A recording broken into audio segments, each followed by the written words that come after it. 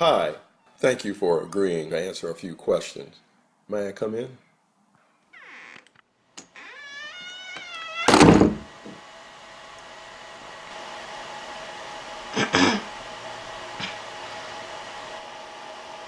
Our forefathers knocked up Lady Liberty while being married to pretension. And I was raised between their two homes since being born of their sacrilegious union. My forefathers named me savage, property, nigger. I was soon given the nickname colored, as if the implied contrast between the colored and the colorless wasn't to suggest the impurity of my skin tone, cluttered with melanin polymers.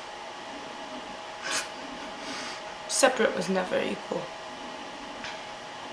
So when they asked me, "What are you?" I looked down at my name badge below every name, rename, etched out and relabeled. And I read from the remaining margins, in which I wrote in small print, African American. While at my mother's house, Lady Liberty's house, I watched the resentment in her eyes grow much hotter than the flame she held. And when I asked her what it means to be free, she lit a cigarette on her torch and took a long drag.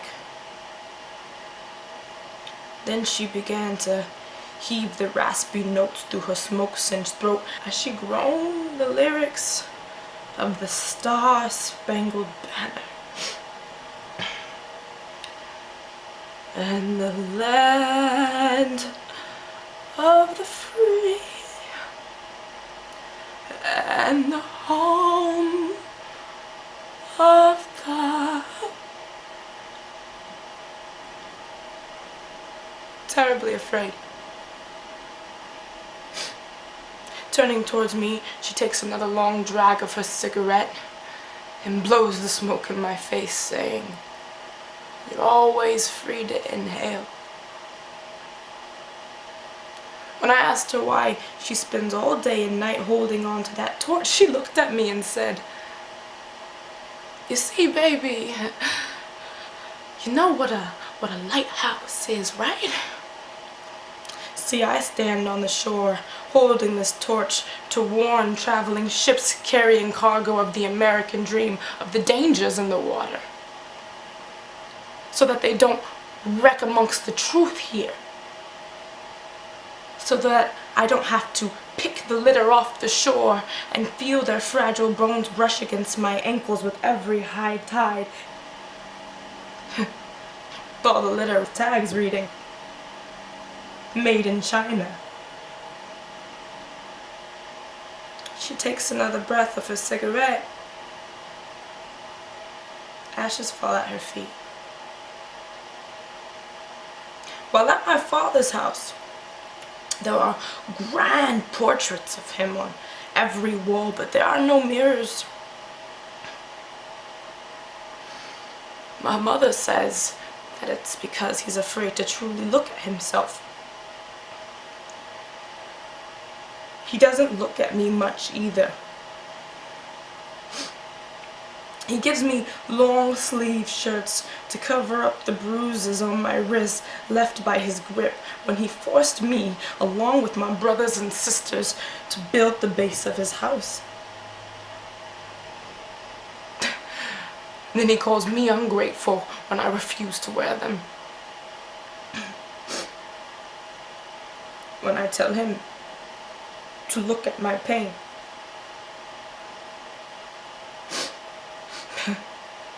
But excuse me, but I can't help but see nationalism as another form of Stockholm Syndrome.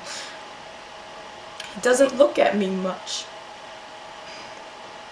He spends most of his time making love to pretension, who sometimes tells me that I should feel lucky to live in such a nice house.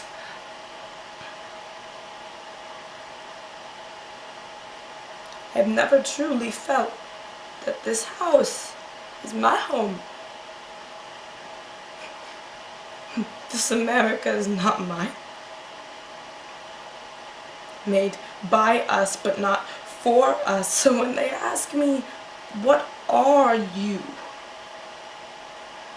I look down at my name tag. Below every name, rename, etched out, and relabeled, and I find my answer not in the words, but in the ink they're written in. I am black. I'm black like the coal my father burned and caged in steel furnaces to heat the living room of a white house. I'm black like the darkness met behind your eyes when you refused to look at my humanity.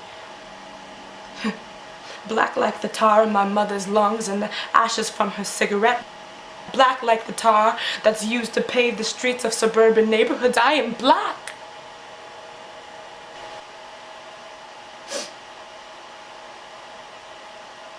I am black.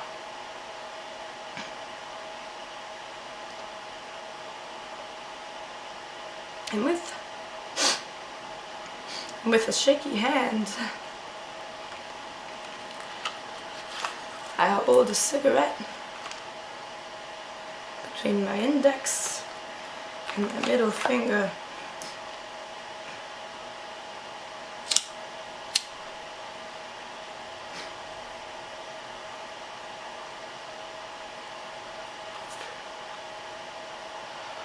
And I inhale. I inhale the pain, and I inhale the neglect, and I say that I'm free. You're always free to inhale here. You're always free to inhale.